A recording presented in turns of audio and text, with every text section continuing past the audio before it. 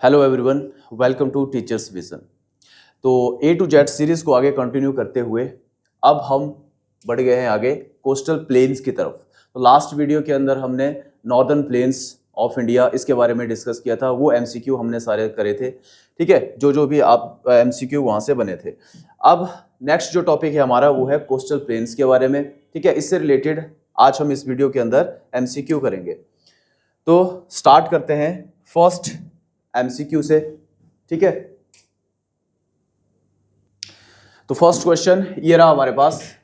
First question आपसे जो पूछा गया है, in India how many state share the coast line. देखो जो फर्स्ट क्वेश्चन है बेसिक सा क्वेश्चन है जो कि कोस्टल लाइन के बारे में आपसे पूछा गया है कि कितने स्टेट कोस्टल बॉर्डर इंडिया के अंदर बना रहे हैं, ठीक है। जब हम बात करते हैं भारत की तो आपको ये पता है ये हमारा पेनिनसुलर इंडिया है और ये जो स्टेट है सारे ये कोस्टल बॉर्डर यहाँ पे बना रहे हैं।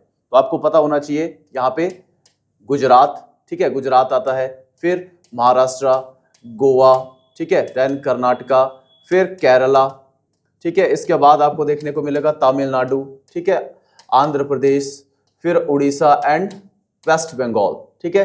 तो यहां से जो क्वेश्चन हमारा बन रहा है कि टोटल जो कोस्टल बॉर्डर जो स्टेट बना रहे हैं, तो राइट आंसर होगा इसका 9।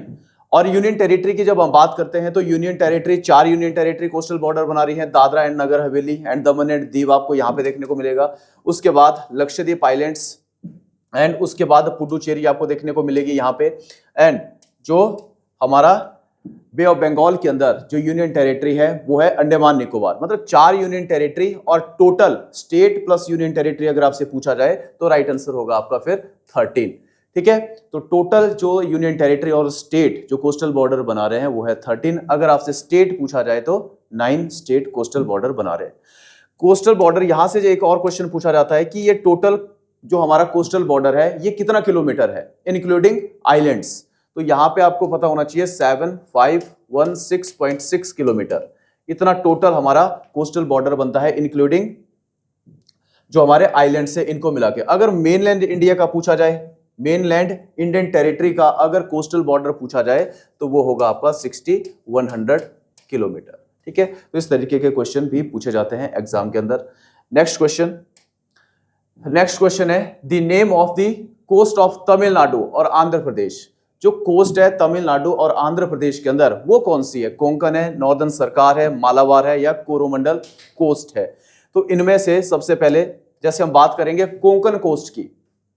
कोंकण कोस्ट कहां पे आपको देखने को मिलेगा? ये आपको देखने को मिलेगी महाराष्ट्र एंड गोवा के अंदर। उसके बाद नॉर्दर्न सरकार ये आपको देखने को मिलेगा उड़ीसा, ठीक है, उड़ीसा का जो पार्ट है, और some part of Andhra Pradesh यहां पे आपको देखने को मिलेगा। मालाबार कोस्ट ये आपको देखने को मिलेगी केरला के अंदर एंड कोरोमंडल कोस्ट ये आपको देखने को मिलेगी तमिलनाडु के अंदर। तो क्वेश्चन आपसे क्या पूछा गया है कि तमिलनाडु और आंध्र प्रदेश का जो कोस्टल बॉर्डर है उसको हम क्या बोलते हैं? तो यहां पे जो राइट आंसर है आपका वो है कोरोमंडल कोस्ट, ठीक है। तो कोरोमंडल कोस्ट इसका राइट आंसर है। Next question, which of the following is also known as the Cape Comorin. तो केप कोमोरिन किसे बोला जाएगा? तो यहां पे जब हम भारत की बात करते हैं तो यहां पे जो आपका देखने को मिलेगा जो सदर्न पॉइंट है कन्याकुमारी मेनलैंड इंडिया का, तो यहीं पे आपको देखने को मिलेगी केप कोमोरिन, ठीक है। केप कोमोरिन आपको यहां पे इस एरिया के अंदर देखने को मिलेगा। तो पूछा गया है कि किसको बोला जाता है, तो इसका जो राइट आंसर है वो है कन्याकुमारी। तो कन्याकुमारी को केप कोमोरिन के नाम से भी जाना जाता है। अगर आपसे पूछा जाए कि सदर्न इंडिया का जो मोस्ट या फिर इंडिया का जो मोस्ट सदर्न पॉइंट है, मेनलैंड इंडिया का मोस्ट सदर्न पॉइंट, तो वो कौन सा हुआ? कन्याकुमारी या फिर केप कोमोरिन, ठीक है। नेक्स्ट क्वेश्चन है what is the advantage long coast line. India की जो लॉन्ग कोस्ट लाइन है इसका एडवांटेज क्या है? It allows for easy and access to other countries, या फिर it provides ample space of the agriculture, it enables the transportation of large quantities of goods and ships, या फिर it provides a barrier against a natural disaster। तो यहाँ पे जो सबसे best जो यहाँ पे एक्सप्लेनेशन है, और इंडिया की जो लॉन्ग कोस्टल लाइन का जो एडवांटेज है वो है ट्रांसपोर्टेशन, ठीक है, लार्ज नंबर ऑफ ट्रांसपोर्टेशन, ठीक है। तो ये भी चीज आपने याद रखनी है। फिर आते हैं नेक्स्ट क्वेश्चन पे, which are the 3 main part of the western coastal plain. तो वेस्टर्न कोस्टल प्लेन्स के 3 आपसे पार्ट पूछे गए हैं कि वेस्टर्न कोस्टल प्लेन के बेसिकली कौन कौन से पार्ट हैं। तो यहाँ पे जैसे मैं आपको बता दूं कि जैसे हम इंडिया के यहाँ पे बात करते हैं, यहाँ पे तो ये आपको वेस्टर्न कोस्ट देखने को मिलेगा, ये वेस्टर्न कोस्ट है, और ये आपको देखने को मिलेगी ईस्टर्न कोस्ट। यहाँ पे ही आपको देखने को मिलेंगे हमारे ईस्टर्न एंड वेस्टर्न घाट, ठीक है। इस तरीके से ये आपके वेस्टर्न घाट हैं और ये आपके देखने को मिलेंगे ईस्टर्न घाट। वेस्टर्न घाट से जब आप कोस्ट की तरफ चलोगे तो उसे हम बोलेंगे वेस्टर्न कोस्टल प्लेन, और वेस्टर्न घाट से this side bay of Bengal यहाँ की तरफ जब आप आओगे तो यह है हमारे ईस्टर्न कोस्टल प्लेन। अब इनको भी क्लासिफाई किया गया है, जैसे वेस्टर्न कोस्टल प्लेन को क्लासिफाई किया गया है और ईस्टर्न कोस्टल प्लेन्स को भी क्लासिफाई किया गया है। तो टॉप पे सबसे पहले हम यहाँ पे देखते हैं गुजरात के अंदर जो कोस्टल प्लेन है उनको बोला जाता है काठियावाड़, काठियावाड़ कोस्टल प्लेन्स। फिर उसके बाद आते हैं आपके कोंकण, ठीक है, कोंकण कोस्टल प्लेन आते हैं जो कि आपके महाराष्ट्र और गोवा के अंदर है, ठीक है, Konkan coastal planes Maharashtra and Goa. इसके बाद स्टेट आता है आपका कर्नाटका, तो कर्नाटका के अंदर जो कोस्टल प्लेन्स है उनको हम बोलते हैं Kannada coastal plain. And then फिर केरला के अंदर आता है नीचे, ये है होता है आपका कौन सा, मालाबार, मालाबार कोस्टल प्लेन, ठीक है। तो वेस्टर्न कोस्टल प्लेन की जो क्लासिफिकेशन है वो इस तरीके से की गई है। तो यहाँ पे भी आपसे जो क्वेश्चन पूछा गया है कि भाई यहाँ पे वेस्टर्न कोस्टल प्लेन्स का जो राइट सीक्वेंस है वो क्या आपको देखने को मिलेगा। पूछा गया है 3 मेन पार्ट, तो Gujarat coast, Konkan coast and eastern coast. Eastern coast यहाँ पे लिखा हुआ है तो ये सीधा ही यहाँ पे एलिमिनेट हो जाता है हमारा। फिर है Konkan coast, Malabar coast and Coromandel coast. Coromandel coast के बारे में आपने देखा ये कहाँ पे है, ये तमिलनाडु के अंदर है, ये भी यहाँ पे एलिमिनेट हो गया। The Gujarat coast, the Konkan coast and the Malabar coast, ठीक है। यहां पे ये आपका राइट आंसर है, क्योंकि आपके जो काठियावाड़ प्लेन्स है, काठियावाड़ जो कोस्ट है बेसिकली वो कहां पे है, गुजरात के अंदर आपको यहां पे वो देखने को मिलेगी, ठीक है। तो इसका जो राइट आंसर बनता है वो है ऑप्शन नंबर सी, ठीक है। Next question, which is the northern part of the eastern coastal plain. देखो यहां पे अब ईस्टर्न कोस्टल प्लेन्स के बारे में पूछा गया है। अब देखो ईस्टर्न कोस्टल प्लेन्स की जब हम बात करते हैं तो यहाँ पे वेस्टर्न के बारे में मैंने आपको यहाँ पे बता दिया, और ईस्टर्न साइड के जो कोस्टल प्लेन्स है यहाँ पे सबसे टॉप पे आपको देखने को मिलेंगे सबसे पहले उत्कल कोस्टल प्लेन, ठीक है। उसके बाद फिर आपको देखने को मिलेंगे नॉर्दर्न सरकार कोस्टल प्लेन। फिर यहाँ पे आंध्र प्रदेश आता है तो आंध्रा कोस्टल प्लेन्स के नाम से यहाँ पे इनको जाना जाता है। फिर यहाँ पे तमिलनाडु रीजन के अंदर इनको बोला जाता है कोरोमंडल कोस्टल प्लेन, ठीक है। इस तरीके से इनको भी क्लासिफाई किया गया है ईस्टर्न कोस्टल प्लेन्स को। तो यहाँ पे से भी जो क्वेश्चन बनता है वो पूछा जाता है नॉर्थ टू साउथ, ठीक है। कई बार नॉर्थ टू साउथ पूछा जाए तो सबसे टॉप पे पहले उत्कल कोस्टल प्लेन आएंगे, फिर नॉर्दर्न सरकार, फिर आंध्र कोस्टल प्लेन, फिर आएंगे यहाँ पे कोरोमंडल कोस्टल प्लेन्स, ठीक है। तो यहाँ पे जो राइट आंसर बन रहा है आपका नॉर्दर्न घाट्स, नॉर्दर्न सरकार, नॉर्दर्न सदर्न घाट्स या फिर कोरोमंडल कोस्ट। तो पूछा गया है कि नॉर्दर्न पार्ट यहाँ पे कौन सा है, तो इसका जो राइट आंसर है वो है नॉर्दर्न सरकार, ठीक है। अगर उत्कल कोस्टल प्लेन्स यहाँ पे अगर ऑप्शन में होता तो आपको पता है कि टॉप पे आपको बिल्कुल नॉर्थ में देखने को मिलेंगे उत्कल कोस्टल प्लेन्स, ठीक है। अब देखो अब यहाँ पे थोड़ा सा हम बात कर लेते हैं इनकी नॉर्दर्न घाट्स की, ठीक है।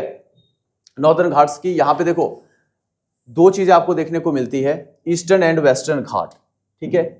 ईस्टर्न एंड वेस्टर्न घाट्स के बारे में यहाँ पे अभी आपने देखा ये हमारे वेस्टर्न घाट्स हैं और यहाँ पे आता है आपका ईस्टर्न घाट। जो इन दोनों का मीटिंग पॉइंट आपको यहाँ पे देखने को मिलेगा, ईस्टर्न एंड वेस्टर्न घाट का जो मीटिंग पॉइंट है पूछा जाता है एग्जाम के अंदर, तो ये कहाँ पे ये दोनों मिल रहे हैं, तो ये मिल रहे हैं आपके नीलगिरी पे, ठीक है, नीलगिरी हिल्स, यहाँ पे ये दोनों मिल रहे हैं। दूसरा जो बेसिक सा क्वेश्चन पूछा जाता है वो पूछा जाता है हाईएस्ट पीक ऑफ वेस्टर्न घाट। तो वेस्टर्न घाट की जो हाईएस्ट पीक है वो आपको देखने को मिलेगी कौन सी, वो है आपकी अनाईमुडी।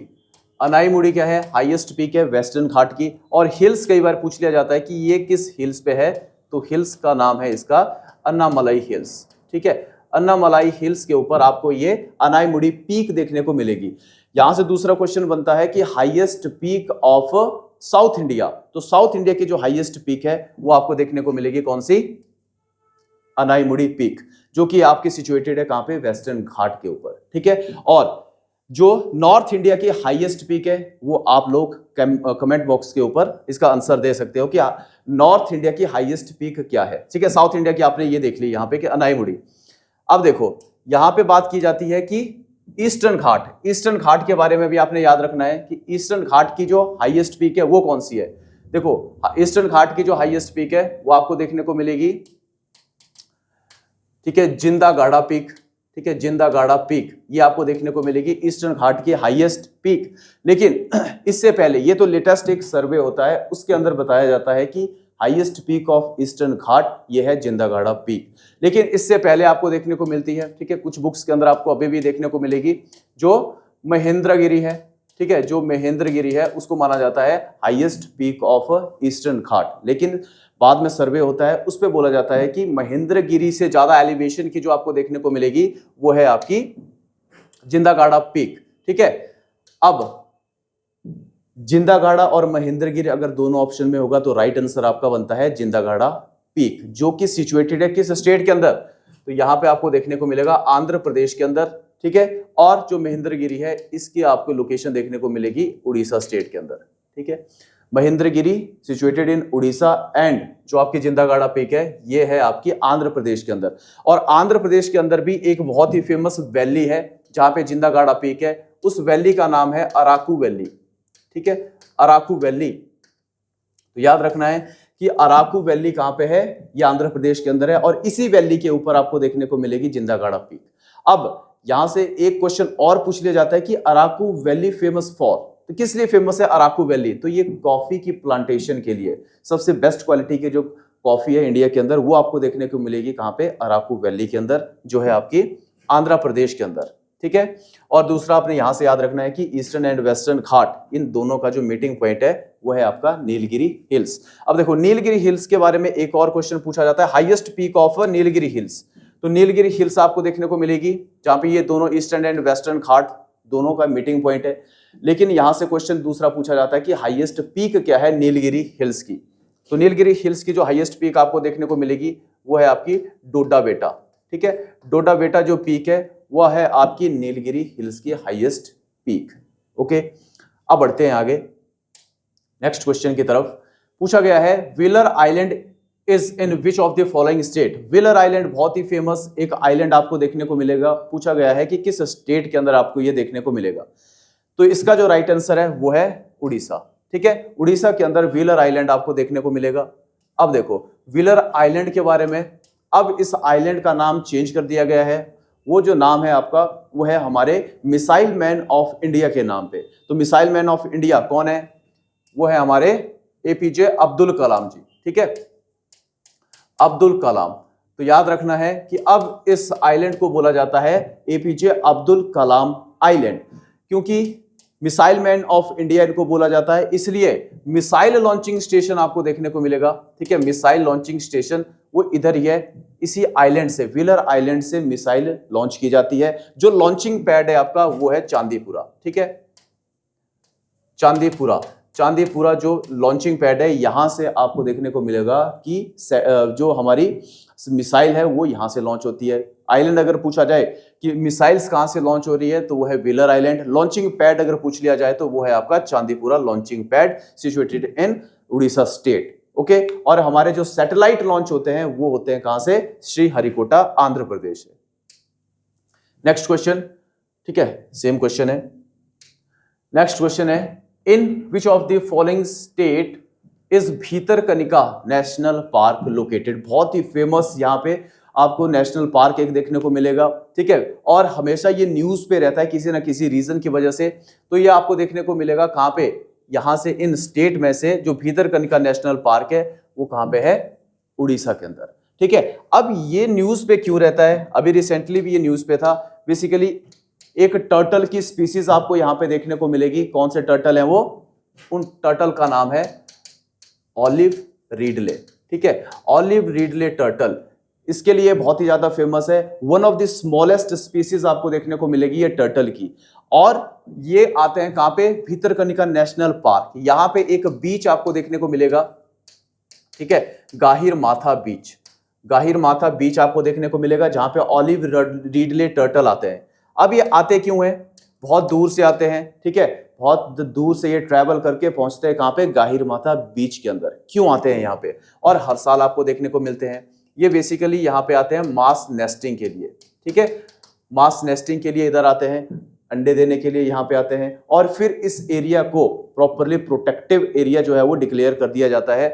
ठीक है, तो ये गाहिर माथा बीच के अंदर आते हैं। और नेशनल पार्क अगर आपसे पूछ लिया जाए तो वो है आपका भीतरकनिका नेशनल पार्क। रिसेंटली अब ये जो टर्टल्स है बेसिकली इनका जो सेक्स डिटरमाइन होता है वो कैसे होगा, वो होगा सैंड के टेम्परेचर के ऊपर ये डिपेंड करता है। अब ग्लोबल वार्मिंग हो रही है, टेम्परेचर इंक्रीज हो रहा है, जिसकी वजह से अगर टेम्परेचर सैंड का ज्यादा हो गया 30+ अगर यहाँ पे टेम्परेचर हो गया तो यहाँ पे फीमेल टर्टल होगा। ठीक है, अगर 27 के आसपास है तो यहाँ पे मेल टर्टल देखने को मिलेगा। ठीक है, तो टेम्परेचर भी आप याद रख सकते हो कि किस तरीके से यहाँ पे इन टर्टल्स का सेक्स डिटरमाइन होता है। तो जिस वजह से बोला गया है कि अब जिस तरीके से ग्लोबल वार्मिंग बढ़ रही है, सैंड टेम्परेचर इंक्रीज हो रहा है। ठीक है, अगर यहाँ पे ज्यादा नंबर ऑफ टर्टल्स अगर हमें फीमेल देखने को मिला तो उसकी वजह से हमारी जो मरीन बायोडाइवर्सिटी है वो इफेक्ट उसके ऊपर पड़ेगा। ठीक है, तो इसलिए आपने याद रखना है ऑलिव रिडले टर्टल के बारे में। कई बार ये भी पूछ लिया जाता है कि ऑलिव रिडले ये है क्या, तो ये टर्टल की स्पीसीज आपको देखने को मिलेगी। ठीक है, कहाँ पे आते हैं, या यहाँ पे आपने भीतरकनिका और गाहिर माथा इन दोनों के बारे में आपने याद रखना है, जिनकी लोकेशन आपको देखने को मिलेगी उड़ीसा के अंदर। Okay, next question, name the longest lake in India. Longest lake यहां पे पूछा गया है कि भारत की सबसे लंबी लेक जो है, झील कौन सी है। ठीक है, पुलिकट है, कोलेरू, पैगोंग या फिर वेम्बनाड लेक। ठीक है, तो पुलिकट के बारे में पहले तो कि पुलिकट कहां पे है ये आपको देखने को मिलेगी आंध्र प्रदेश के अंदर। कोलेरू लेक इसकी लोकेशन भी आपको देखने को मिलेगी आंध्र प्रदेश में। पैगोंग लेक की अगर हम बात करते हैं तो पैगोंग सो जो लेक है ये है कहां पे, ये जो लद्दाख वाला जो रीजन है यहाँ पे आपको देखने को मिलेगी। वेम्बनाड लेक की हम बात करते हैं तो वेम्बनाड लेक ये कहां पे है, इसकी लोकेशन तो ये है केरला के अंदर। तो इसका जो राइट आंसर है वो है वेम्बनाड लेक। इंडिया की जो सबसे लंबी, ठीक है, लॉन्गेस्ट लेक है वो है वेम्बनाड लेक, लोकेशन है इसकी केरला के अंदर। अगर आपसे पूछ लिया जाए कि भाई इंडिया की लार्जेस्ट लेक कौन सी है, ठीक है, तो लार्जेस्ट लेक की जब हम बात करते हैं तो इंडिया की वो है आपकी लेक चिलिका। ठीक है, चिलिका लेक ये आपकी लार्जेस्ट लेक है। कहां पे है ये, इसकी लोकेशन आपको देखने को मिलेगी उड़ीसा के अंदर। ओके, अब उड़ीसा के अंदर है तो ये सीधी सी बात है, ये यहां पे आपको देखने को मिलेगी, मतलब ओशियन वाटर इसके अंदर जा रहा है और ये एक लैगून लेक है। इसका मतलब ये हुआ कि ये खारी लेक हमें देखने को मिलेगी। ठीक है, इसके अंदर सॉल्ट कंटेंट हमें देखने को मिलेगा। फिर दूसरा क्वेश्चन हमारा ये बनता है कि लार्जेस्ट फ्रेश वाटर लेक फिर कौन सी है, इंडिया की लार्जेस्ट जो फ्रेश वाटर लेक है वो कौन सी हुई फिर। ठीक है, तो फ्रेश वाटर लेक हमारी बनती है बुलार लेक। ठीक है, largest fresh water lake of India तो वो है आपकी बुलार लेक और इसकी लोकेशन है कहां पे, जम्मू एंड कश्मीर के अंदर। ठीक है, और तीसरा क्वेश्चन एक और अगर लेक से अगर आपसे पूछा जाए तो वो पूछा जाता है मोस्ट सॉल्टिएस्ट लेक ऑफ इंडिया, सबसे ज्यादा जो खारी देखने को मिलेगी। ठीक है, बुलर लेक ये जो आपको देखने को मिले चिलिका लेक, इसके अंदर सॉल्ट कंटेंट तो है लेकिन इतना भी नहीं है। ठीक है, लेकिन सबसे ज्यादा जो सॉल्ट कंटेंट इंडिया के अंदर आपको देखने को मिलेगा वो है आपकी कौन सी लेक, सांभर लेक। ठीक है, सांभर लेक ये है इंडिया के मोस्ट सॉल्टिएस्ट लेक। ठीक है, लोकेशन है इसके कहां पे, राजस्थान के अंदर। ठीक है, तो लेक से रिलेटेड क्वेश्चन इस तरीके से पूछा जाता है। अब देखो, जैसे मैंने यहां पे बताया आपको पैगोंग सो लेक, ठीक है, लोकेशन है इसकी लद्दाख के अंदर, तो याद रखना है ये भी कैसी है, ये भी आपको देखने को मिलती है कि सॉल्टी लेक ये देखने को मिलेगी। ठीक है, कहां पे, लद्दाख के अंदर। और एक और लेक है यहां पे, ठीक है, लद्दाख के अंदर ही, उसका नाम है सोमोरिरी लेक। ठीक है, सोमोरिरी, तो सोमोरिरी लेक ये भी कैसी लेक है, ये भी आपको देखने को मिलेगी सॉल्टी लेक। ठीक है, तो याद रखना है लद्दाख के अंदर भी आपको सॉल्टी लेक्स देखने को मिलेगी। एक पैगोंग सो लेक है, दूसरी है सोमोरिरी लेक। ठीक है, सोमोरिरी लेक के बारे में एक और चीज आपने याद रखनी है कि जो हाईएस्ट वेटलैंड है, ठीक है, हाईएस्ट वेटलैंड्स या फिर रामसर साइट, ठीक है, हाईएस्ट जो रामसर साइट है इंडिया के अंदर, ठीक है, इवन इसको काउंट किया जाता है वर्ल्ड हाईएस्ट रामसर साइट। ठीक है, तो ये है आपकी कौन सी, सोमोरिरी लेक। ठीक है, तो रामसर क्या है, रामसर बेसिकली ईरान के अंदर आपको एक सिटी देखने को मिलती है। वहां पे एक कन्वेंशन होता है जिसपे बात की जाती है कि वेटलैंड्स को किस तरीके से प्रोटेक्शन दी जाए। ठीक है, तो इसलिए भारत के अंदर भी बहुत सारी साइट्स हैं जिनको रामसर साइट का डेजिग्नेशन दिया गया है। और सबसे हाइट की जब हम बात करते हैं तो वो है आपकी सोमोरिरी लेक, ठीक है, वर्ल्ड्स हाईएस्ट रामसर साइट, ठीक है। तो लोकेशन है इनकी कहां पे, लद्दाख के अंदर, ठीक है। तो ये चीजें आपने यहां से याद रखनी थी। तो इंडिया का जो कोस्टल प्लेन्स है ये भी हमारे यहाँ पे कंप्लीट होते हैं, ठीक है। जय हिंद।